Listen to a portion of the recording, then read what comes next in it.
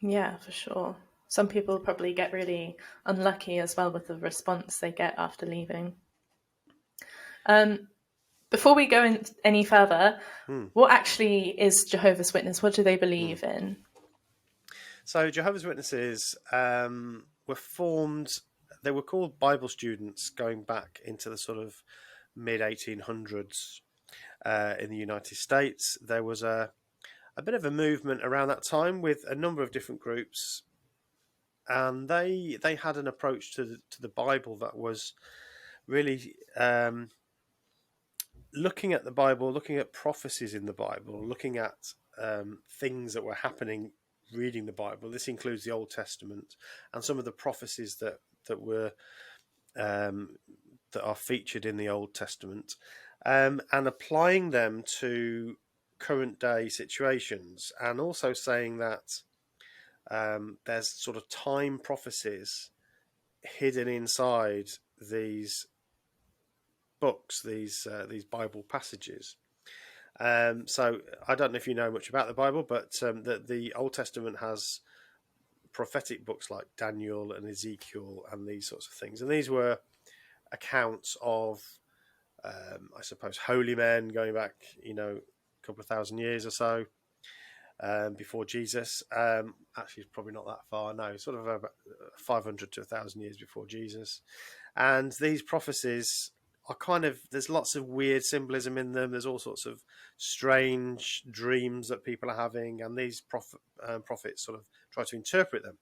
So this modern day movement, or in the 1800s, they started to look at all these Bible texts and say, well, actually, there's a message here, and it's telling us when Jesus is going to come again. So the second Okay. coming of Jesus. And so they do some sort of calculations. It's incredibly complex, Wow. based on these Bible passages, often dreams that were then interpreted by these prophets. And they say, well, actually, they had a minor fulfillment back then, but they have a major fulfillment now. And these things are foretelling things yet to come. So there's a number of these groups around at the time. You may have heard of the Millerites. Uh, Mm, the Millerites were the group um, that prophesied that the end would come. And I can't remember the exact date, but again, it was somewhere around the 1800s. And of okay. course, the end didn't come. The Yeah. end of the system didn't. The end of the world didn't come. And that gets called the Great Disappointment. You might have heard of that. So that group thought the end was coming. They all, sat around. They sold their businesses. They sold their possessions, and they sort of sat around waiting for this moment when the end would come. They thought they were going to get raptured up to heaven, and Jesus was now coming to rid the earth of all the wickedness, and that was kind of it. And of course, that didn't happen, but that movement never really died. So from that movement, you had a group called the Adventists.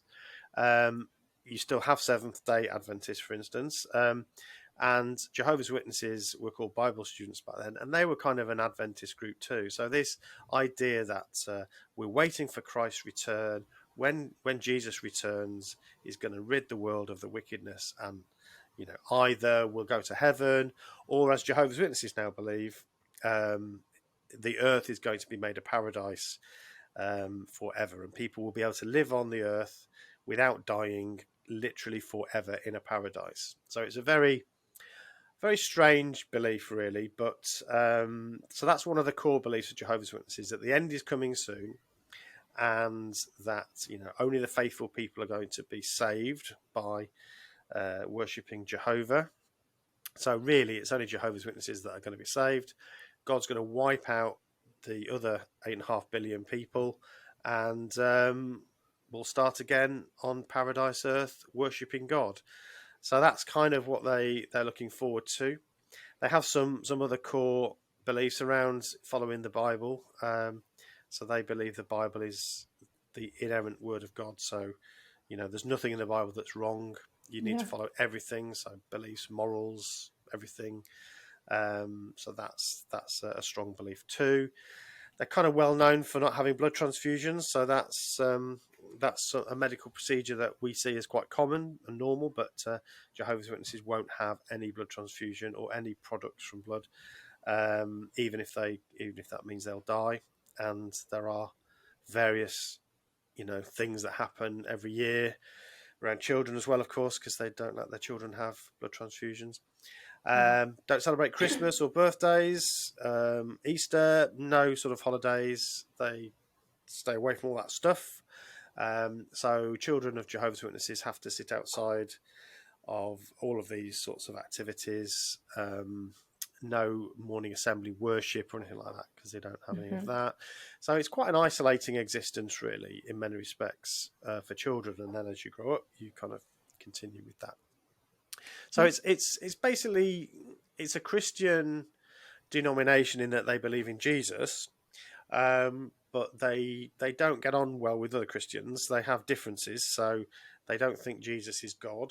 They think Jesus was the Son of God, so they don't believe the Trinity. So that puts them at odds with many other Christian faiths. And because they think that every other religion is false, it's all false religion apart from Jehovah's Witnesses, they don't play nice with other religions, so they don't really have anything to do with interfaith or anything like that. So again, it's very isolating, really.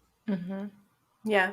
I remember when I was growing up and going to school, there was a girl who was a Jehovah's Witness, and she wasn't allowed birthdays or to celebrate Christmas or anything when everyone else was. And I don't know, I can't imagine being a kid and not being allowed to participate in that, because I feel like most people that participate in it don't even believe it. It's just like a nice thing to do with everybody.